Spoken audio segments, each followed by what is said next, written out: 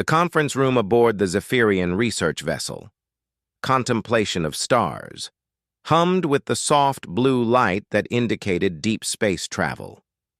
Admiral Kethvar of the Galactic Intelligence Corps spread his 4 arms across the holographic display, each manipulator adjusting different data streams that flickered before the assembled xenobiologists, military strategists, and cultural analysts. Before we proceed with the invasion of Sol 3, Kethvar's translator rendered his clicking speech into standard galactic. We must review these human behavioral analyses. What we've discovered about this species defies conventional wisdom about Deathworld inhabitants. The first hologram materialized above the table, showing a primitive bipedal creature with pale pink skin and an abundance of hair on its head. Dr. Xylan, the expedition's lead xenobiologist, leaned forward with her compound eyes reflecting the display's glow. Specimen designation: human female, age approximately 25 standard cycles. Observe her gravitational environment. The display shifted to show the creature's home world, a massive sphere of rock and water. Sol 3 generates 9.8 meters per second squared of gravitational acceleration. For context, that's nearly double our homeworld's pull and exceeds the comfort threshold of every known spacefaring species by at least 30%. Murmurs rippled through the assembled aliens. Commander Vextar, whose crystalline exoskeleton clinked as he shifted nervously, raised one serrated appendage. Surely that's an error in our measurements. No sentient species could evolve under such crushing force. That's what we initially assumed, Dr. Xylan continued, manipulating the display to show cross-sectional analyses of human bone density and muscle fiber composition. However, multiple probe deployments confirm these readings. What's more disturbing is how this gravitational pressure has shaped their entire physiology and psychology. The hologram zoomed in on the human female's skeletal structure. The assembled aliens fell silent as the data scrolled past, showing bone density readings that exceeded their own by factors that seemed impossible. Calcium carbonate and phosphate structures that could withstand impacts that would pulverize Zephyrian bones into powder. Their bones aren't just dense, Dr. Xylan explained, her voice taking on an academic tone that couldn't quite hide her unease. They're designed to heal themselves after fracturing. Our preliminary studies suggest these creatures regularly damage their skeletal structure during normal activities, and their bodies simply repair the damage overnight. Intelligence Officer Nemdar, whose tentacles writhed in what his species considered deep thought, interjected with a series of wet, bubbling sounds. What about their muscle composition? Surely such gravitational stress would make them slow, cumbersome. The display shifted to show muscular analysis, and Dr. Xylan's expression grew even more troubled. Quite the opposite. Their muscle fibers are composed of proteins our best engineers couldn't design. Fast-twitch and slow-twitch fibers work in harmony to generate both explosive power and sustained endurance. A typical human can exert force equivalent to lifting their own body weight repeatedly, and their cardiovascular system can maintain this exertion for extended periods. Admiral Kethvar studied the readings with growing concern. Show them the recreational activities. The hologram changed to display what appeared to be a human launching itself through the air, arms and legs extended, before colliding with the ground and rolling. The assembled aliens watched in horrified fascination as the creature stood up, apparently unharmed, and repeated the action. This behavior is classified as fun in human terminology, Dr. Xylan continued. They deliberately subject themselves to gravitational forces that would be lethal to most species. Observe. The next series of images showed humans engaged in various activities, throwing themselves off elevated platforms with only fabric wings, sliding down steep inclines on narrow planks, and most disturbing of all, repeatedly lifting heavy objects for no apparent purpose other than making themselves stronger. They call this last activity exercise, Dr. Xylan noted. They deliberately stress their bodies to the point of tissue damage, then allow their biology to repair the damage stronger than before. It's a form of voluntary evolution they perform on themselves throughout their lifespans. The room fell into stunned silence. Commander Vextar's crystalline structure actually cracked audibly as his stress responses activated. This can't be normal behavior for a sapient species. It gets worse, Admiral Kethvar said grimly, gesturing for the next display. The hologram showed humans engaged in combat sports, deliberately striking each other with enough force to cause visible damage, while crowds of other humans watched and apparently enjoyed the spectacle. They fight each other for entertainment, Dr. Xylan explained, not territorial disputes or resource conflicts, but purely for the satisfaction of testing their physical capabilities against one another. The participants show elevated hormonal responses consistent with pleasure during these activities. Intelligence Officer Nemdar's tentacles had gone completely still, a sign of deep shock in his species. Doctor, are you suggesting that these creatures actually enjoy inflicting and receiving physical trauma? The data suggests they find it stimulating, yes, but that's not the most concerning aspect of their psychology. Dr. Xylan manipulated the controls to show brain scan data.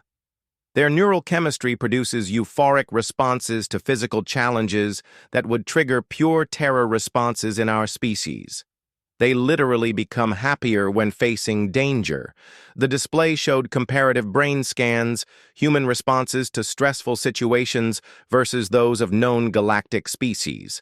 Where other species showed activation in fear and self-preservation centers, humans showed increased activity in regions associated with excitement and pleasure-seeking. How is this possible evolutionarily? Asked Dr. Quintel, the expedition's evolutionary specialist. Such psychology should lead to species extinction through reckless behavior. That's where their gravity comes into play, Dr. Xylan responded. On Sol 3, constant danger is the norm. Falling objects are lethal at much lower heights than on our worlds. Weather patterns carry devastating force. Even the planet's rotation creates gravitational stresses that would be fatal to most species. Only individuals who could not just survive but thrive under constant physical threat could reproduce successfully. The implications settled over the room like a heavy atmospheric pressure. Admiral Kethvar allowed the silence to stretch before continuing. This brings us to our combat projections, he said, calling up military analysis data. Initial invasion planning assumed standard physiological parameters. We calculated that our superior technology would easily overwhelm primitive projectile weapons and basic chemical propulsion. The display showed comparative analysis between standard galactic infantry equipment and human military hardware. The numbers should have been reassuring, but every alien in the room sensed something ominous in the Admiral's tone. However, these gravitational adaptations change everything. A human soldier operating in our standard atmospheric conditions would possess strength advantages of approximately 400% over our troops. Their bone density means our standard infantry weapons would require multiple direct hits to cause debilitating injury. Their cardiovascular efficiency suggests they could maintain combat effectiveness for periods that exceed our soldiers' total mission endurance. Commander Vextar's stress fractures deepened visibly. Surely, their primitive weapons couldn't penetrate our defensive systems. Under normal circumstances, no, Admiral Kethvar agreed. But humans don't operate under normal circumstances. Observe their approach to ballistics. The next series of displays showed human weapons development, focusing on projectile velocity and kinetic energy transfer. The assembled aliens watched projectiles moving at velocities that seemed excessive for creatures of such primitive technology. They accelerate solid matter to velocities approaching 2% of light speed using chemical reactions, Dr. Xylan explained. The kinetic energy transfer is sufficient to penetrate most galactic standard armor systems, but more concerning is their approach to weapon design philosophy. The hologram showed cutaway views of human projectile weapons, revealing internal mechanisms of devastating simplicity and effectiveness. Where galactic weapons relied on complex energy systems and sophisticated targeting, human weapons embraced brutal mechanical efficiency. They design weapons based on the assumption that the user will be under extreme physical stress during combat, the doctor continued. Simple manual controls, minimal electronic components, designed to function even when the operator is injured, exhausted, or operating in environmental extremes that would incapacitate most species. Furthermore, Admiral Kethvar added, their gravity means they're accustomed to moving and fighting while carrying equipment loads that would immobilize our soldiers. What we consider heavy battle gear, they would classify as light exercise equipment. The meeting continued for several more hours, with each revelation making the prospect of invasion seem less appealing. By the time the session concluded, several officers had requested medical leave for stress-related disorders, and Commander Vextar's exoskeleton required emergency structural repairs. As the assembled aliens filed out of the conference room, Dr. Silan remained behind with Admiral Kethvar, studying the lingering holographic displays of human physiology. "Admiral," she said quietly, "there's something else we need to discuss. Something I didn't want to present to the full assembly until we verified the data." Kethvar's forearms stilled in the way that indicated complete attention. "What kind of something, Doctor?" "We've detected evidence that humans are aware of our surveillance probes. Not only are they aware, but they appear to be deliberately modifying their behavior to send specific messages to whoever might be watching." The Admiral's translator remained silent for a long moment before rendering his response. "What kind of messages?" Dr. Zylan called up a new display, showing recent footage from their most advanced stealth probe. The image showed a human male standing in an open field, looking directly at the camera with an expression that somehow conveyed both amusement and warning. "This individual maintained eye contact with our probe for 17 minutes before performing what appeared to be a demonstration." The footage continued, showing the human picking up a boulder that massed at least twice his body weight and hurling it with enough force to crater the ground where it landed. Then he smiled and walked away. Admiral Kethvar's forearms began trembling slightly, a physiological response his species exhibited when confronting concepts that fundamentally challenge their understanding of reality. "Doctor, are you telling me that humans know we're watching them and are deliberately trying to intimidate us?" "That's exactly what I'm telling you, Admiral, and based on the gravitational physics involved in that boulder throw, their intimidation efforts are working." 3 galactic standard weeks after the initial briefing, the research vessel, Contemplation of Stars, had taken position in the outer asteroid belt of the Sol system, maintaining what Admiral Kethvar desperately hoped was a safe distance from the death world that spawned the humans. The ship's senior staff had gathered once again, this time to review intercepts of human transmissions and analyze behavioral patterns that defied every established xenological principle. Dr. Zylan's compound eyes had developed a nervous twitch since their last meeting, a physiological response her species exhibited under extreme stress. She manipulated the holographic display with less confidence than before, her movements betraying the anxiety that had settled over the entire expedition team. "Our continued surveillance has revealed behaviors that are unprecedented in galactic civilization," she began, her voice carrying undertones of disbelief. "We must now consider the possibility that everything we understand about sapient species development is fundamentally flawed." The first hologram showed a human construction site, where bipedal figures moved heavy materials and operated dangerous machinery with casual efficiency. Commander Vextar's recently repaired exoskeleton creaked as he leaned forward to examine the display. "Are those humans singing while they work?" he asked, his translator struggling with the concept. "Indeed, They appear to derive enjoyment from physical labor that would be considered punishment detail for military prisoners in most galactic cultures. Dr. Silan adjusted the audio frequencies, allowing the assembled aliens to hear the rhythmic vocalizations humans produced while engaged in strenuous activity. The sound sent ripples of unease through the gathered officers. Intelligence Officer Nemdar's tentacles writhed in patterns that indicated severe psychological distress. Doctor, that's not just vocalization. They're coordinating their movements through auditory signals while performing tasks that require their full concentration. How is that possible? Human neurology operates on principles we don't fully understand, Dr. Zylan admitted.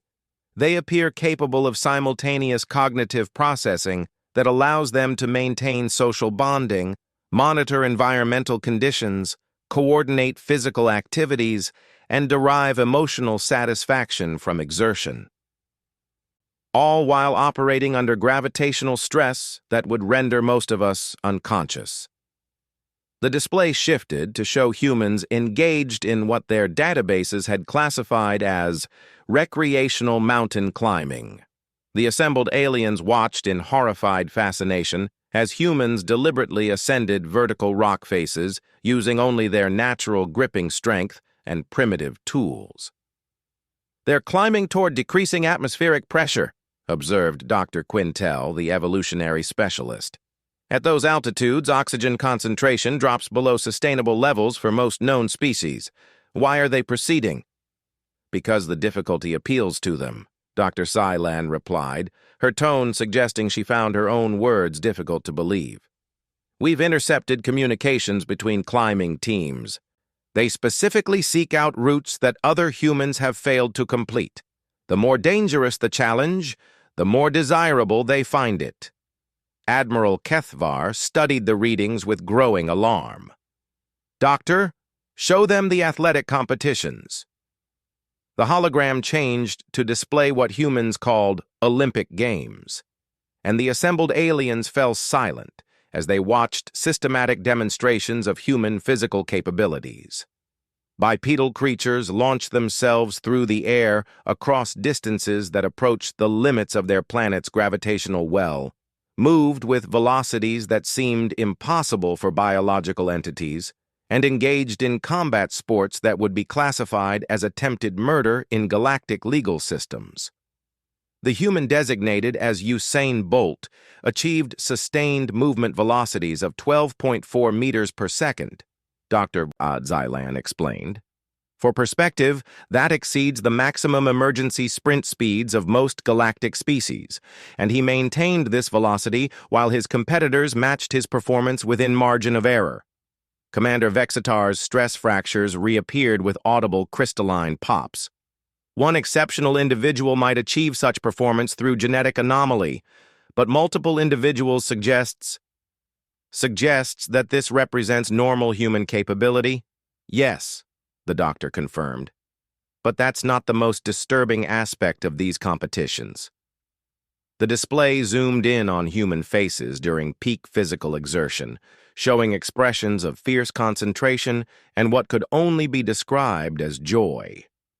The assembled aliens studied the facial configurations, noting muscle tension patterns that indicated emotional states completely at odds with the physical stress being endured. They're enjoying themselves, whispered Dr. Quintel. Under conditions that would trigger survival panic in any rational species, they're experiencing pleasure. More than pleasure, Dr. Zylan corrected. Neurochemical analysis of human athletic performance indicates they achieve altered consciousness states similar to combat stimulation effects, but voluntarily induced through purely physical means. They're literally addicted to pushing their bodies beyond safe operational parameters. Intelligence Officer Nemdar had gone completely motionless, his tentacles frozen in configurations that indicated his mind was struggling to process contradictory information. Doctor, you're suggesting that humans have evolved to derive satisfaction from activities that should trigger every possible survival instinct to flee or surrender. Exactly. and it extends beyond individual behavior into their social structures. The hologram shifted to show human group activities, focusing on what their databases had labeled team sports. The assembled aliens watched humans engage in ritualized combat that involved projectiles, physical collisions, and territory control behaviors. But instead of the desperate resource competition such activities suggested, the humans appeared to be having fun. Note the spectator behavior, Dr. Zyland pointed out. Thousands of humans gather to watch other humans engage in controlled violence, and they respond with collective vocalizations that indicate group bonding and emotional satisfaction. The footage showed human crowds erupting in synchronized celebrations when their preferred team achieved tactical objectives. The sound levels registered as potentially dangerous to hearing structures, yet the humans seemed to deliberately increase their vocal output in response to exciting developments. They're forming temporary tribal bonds with complete strangers based on arbitrary team affiliations, observed Dr. Quintel, and they maintain these emotional connections throughout events that last multiple hours, sometimes multiple days. Admiral Kethvar manipulated the display to show intercepted communications from human military organizations. This brings us to our most troubling discoveries about human combat doctrine. The hologram showed training facilities where humans practiced warfare with the same enthusiasm they brought to recreational activities. Young humans learned to operate weapons, engage in hand-to-hand combat, and coordinate tactical movements while displaying emotional responses consistent with enjoyment. They train for warfare using methods that would be considered torture in most galactic military systems, Dr. Zylan explained. Sleep deprivation, nutritional restriction, prolonged physical stress, and simulated combat scenarios designed to induce maximum psychological pressure. Yet their performance indicators improve under these conditions. The display showed human soldiers operating in environmental conditions that exceeded safety parameters for most known species. Extreme temperatures, high radiation, atmospheric compositions that would be immediately fatal to galactic standard physiology, and gravitational conditions that would incapacitate most soldiers, even with full environmental suits. They fight better when conditions are worse, Admiral Kethvar stated bluntly. Every environmental factor that should degrade combat performance instead appears to enhance their effectiveness. Commander Vextar's exoskeleton began producing harmonic vibrations, a physiological response his species exhibited when confronting existential threats to their worldview. Admiral, are you suggesting that human military capability actually increases under conditions that would normally force retreat or surrender? That's exactly what our analysis indicates. But there's more. The Admiral called up comparative data showing projected human performance in various galactic standard environments. In low-gravity environments, human soldiers would possess mobility advantages approaching flight capability. Their strength-to-weight ratios would increase exponentially. Weapons designed for their gravitational conditions would achieve velocities and impact forces that exceed most galactic military hardware specifications.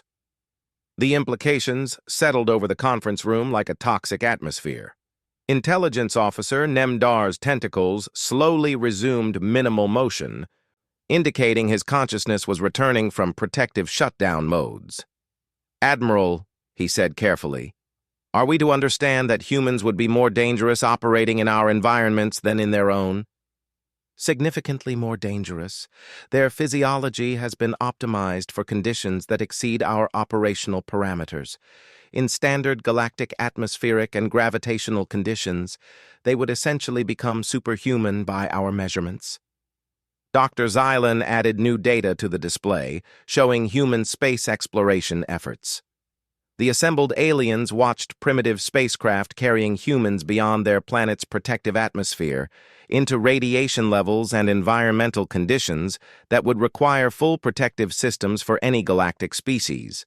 They're already beginning to adapt to space environments, she noted. Recent missions show humans operating in zero gravity with efficiency that exceeds most galactic species even with full technological assistance. They appear to find microgravity environments stimulating. The footage showed humans moving through spacecraft with fluid grace, clearly enjoying the freedom from their planet's crushing gravitational field. They performed complex maintenance tasks while floating freely, demonstrated acrobatic movements impossible in gravity wells, and showed every sign of thriving in conditions that most species found disorienting at best.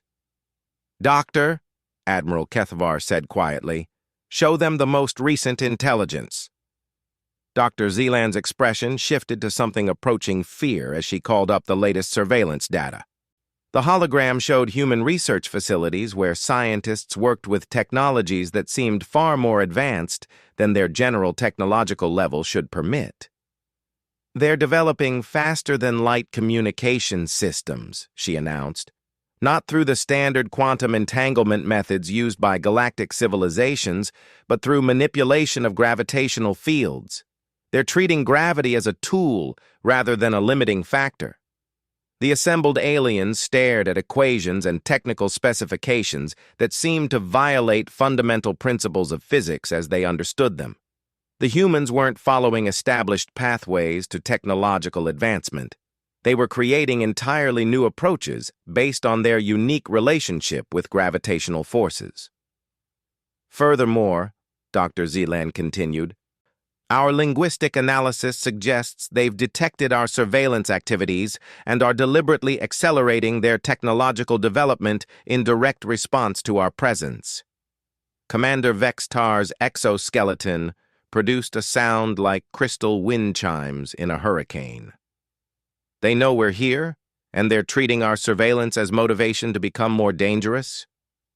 "The evidence suggests they find the prospect of contact with alien civilizations exciting rather than threatening," Dr. Zeland confirmed.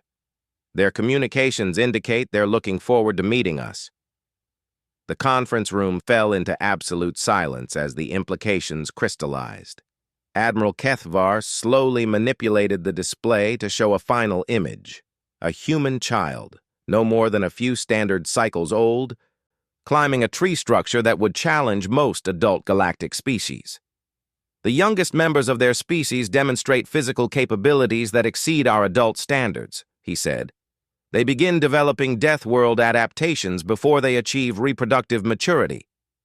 The meeting concluded with a request from Admiral Kethvar that all invasion planning be suspended pending further analysis. As the officers filed out, several requiring medical assistance for stress-related disorders, Dr. Zeland remained to study the final displays. "Admiral," she said, "there's one more thing.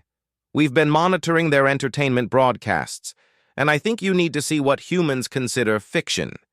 She called up images of human movies and literature, showing stories where humans traveled between stars, engaged in combat with alien species, and consistently emerged victorious through determination, creativity, and what could only be described as suicidal courage. "They dream about meeting us, Admiral, and in their dreams, they always win."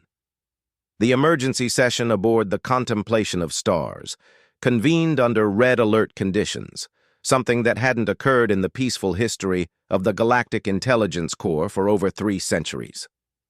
Admiral Kethvar's forearms trembled as he manipulated the holographic displays, while his senior staff filed into the conference room with expressions of barely controlled panic. Dr. Zeland entered last, her compound eyes darting nervously between her colleagues. In the weeks since their previous meeting, her species' stress responses had triggered a premature molting cycle, leaving her exoskeleton with the dull sheen that indicated severe psychological trauma. "Officers," Admiral Kethvar began, his translator struggling with emotional overtones it had never been programmed to handle, "we are no longer conducting intelligence gathering for an invasion. As of this morning, our mission parameters have changed to survival analysis and potential evacuation procedures." Commander Vexatar's crystalline structure hadn't been repaired since the last meeting, and fresh stress fractures had spread across his torso like a map of devastation. "Admiral, what could possibly have changed our tactical assessment so dramatically?" "Show them the first contact incident, Doctor," the Admiral instructed grimly. Dr. Xylan's manipulator appendages shook as she activated the display. The hologram materialized to show a small human spacecraft approaching one of their surveillance probes at velocities that should have been impossible for such primitive technology. At 0347 Galactic Standard Time, humans achieved direct contact with probe designation Zeta 7, she reported, her voice carrying undertones of disbelief. Initial analysis suggested equipment malfunction, as their intercept course required propulsion capabilities beyond our estimates of their technological development. The footage showed a sleek human vessel matching velocity with the alien probe with precision that suggested advanced computational guidance systems. But more disturbing than their technological capability was what happened next. The human pilot established visual contact with our probe's sensors and transmitted a message in perfect galactic standard, Dr. Xylan continued, her words becoming increasingly difficult to render through her translator. The hologram shifted to show a human face, young even by their species' standards, smiling directly into the camera with an expression that somehow managed to convey both friendliness and barely restrained predatory satisfaction. "Hello there," the human said, his voice rendered through the probe's linguistic processors with unnervable clarity. "We've been watching you watch us. Thought it might be time for a proper introduction."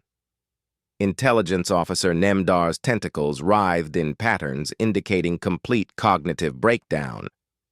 They learned our language from passive surveillance of our communications? In 17 standard days, Dr. Xylan confirmed. Complete grammatical structure, technical terminology, cultural context markers. They didn't just learn our language, they learned how we think. The recorded human continued speaking, his casual tone somehow making his words more threatening than any formal declaration of war. "We know you've been studying us, cataloging our capabilities, probably planning some kind of first contact scenario. We appreciate the professional interest, really. But here's the thing about humans. We don't like waiting." Admiral Kethvar paused the recording to address his officers. "What you're about to see represents the most significant revision of threat assessment protocols in galactic intelligence history." The playback resumed, showing the human pilot gesturing toward something outside the probe's visual range. "We've been developing some interesting technologies lately. Thought you might want to see what happens when a species that evolved in a gravity well gets serious about space travel." The probe's sensors detected massive gravitational distortions as a fleet of human vessels emerged from what appeared to be nowhere, their propulsion systems manipulating space-time in ways that defied conventional physics. The ships weren't just faster than expected.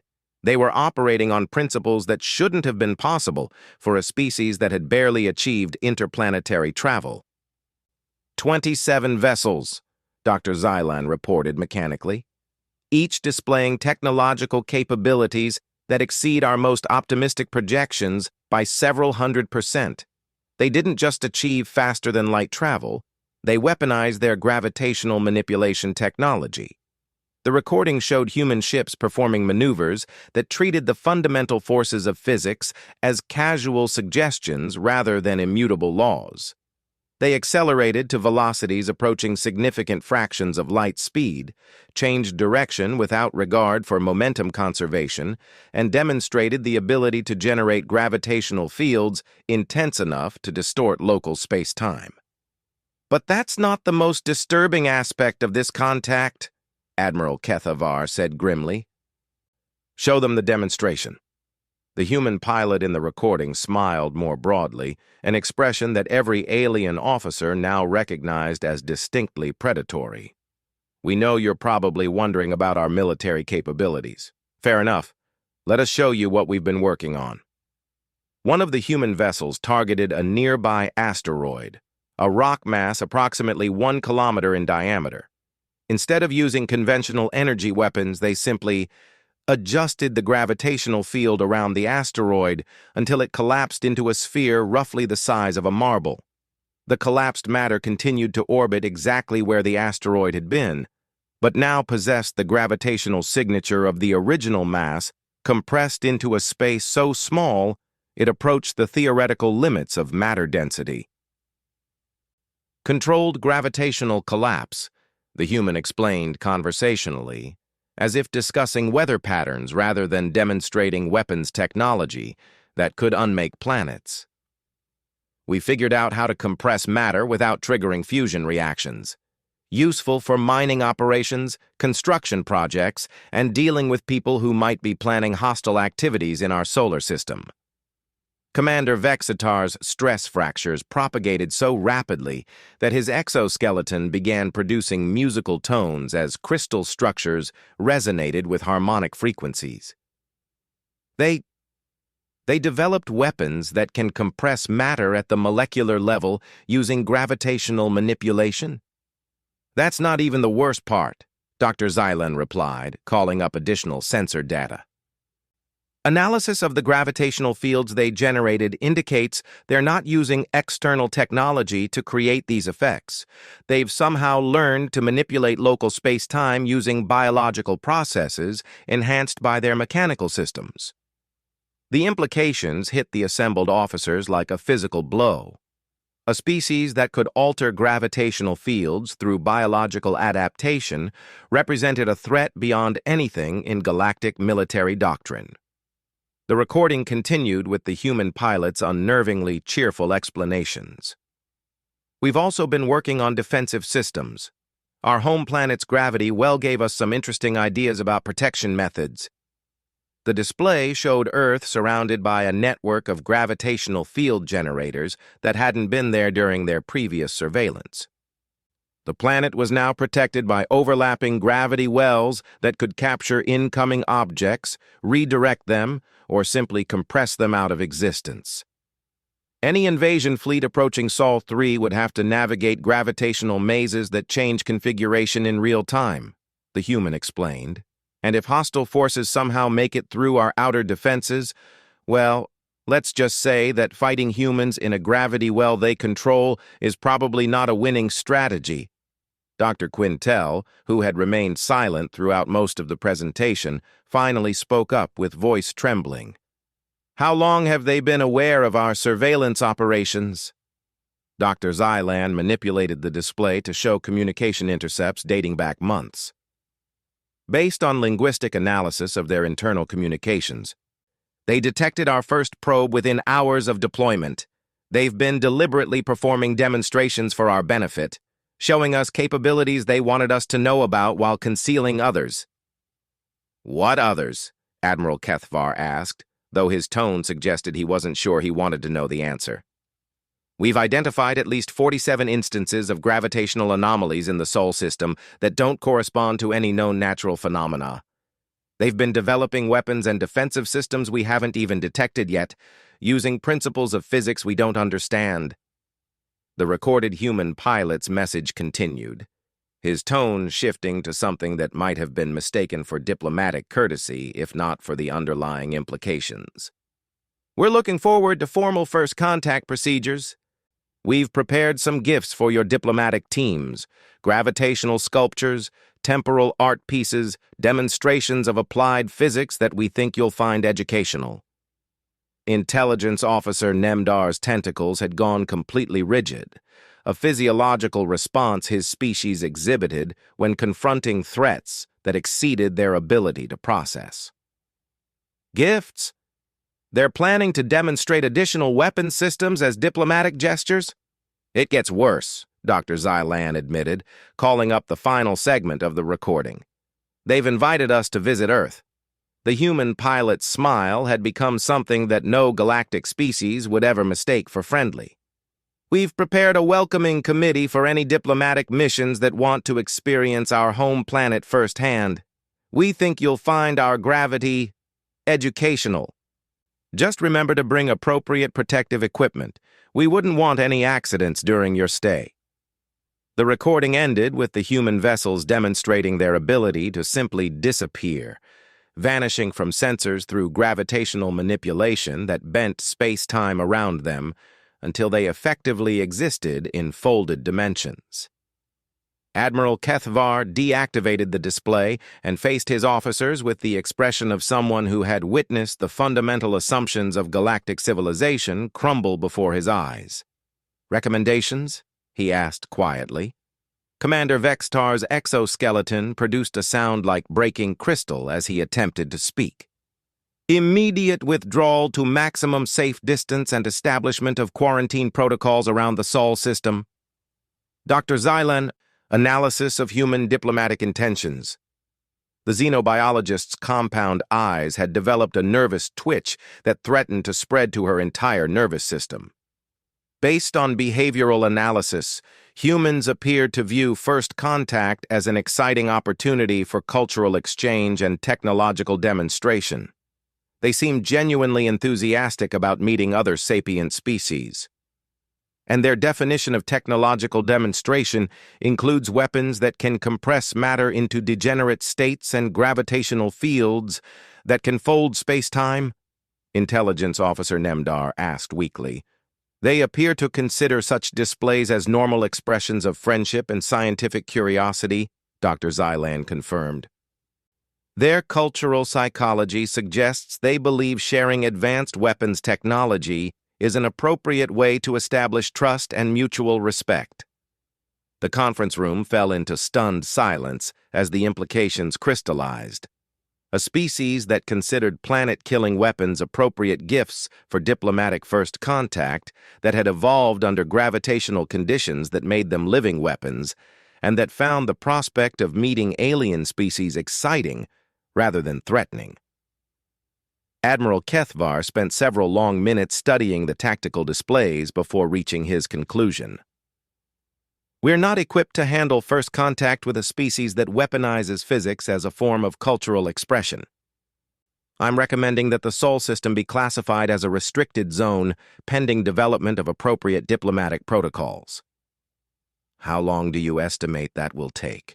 asked Dr. Quintel. The Admiral's four arms gestured in patterns that indicated uncertainty approaching despair. "Conservative estimate? Several thousand standard years. Assuming we can develop technologies that allow us to survive in environments where humans consider gravity a recreational drug and matter compression a conversation starter." Dr. Xylan added one final notation to the official records. "For the archives, humans have demonstrated that sapient species can evolve under conditions previously thought incompatible with advanced civilization. They have weaponized their environmental adaptations and appear to view interstellar warfare as a potentially entertaining social activity. Recommend extreme caution in any future contact scenarios."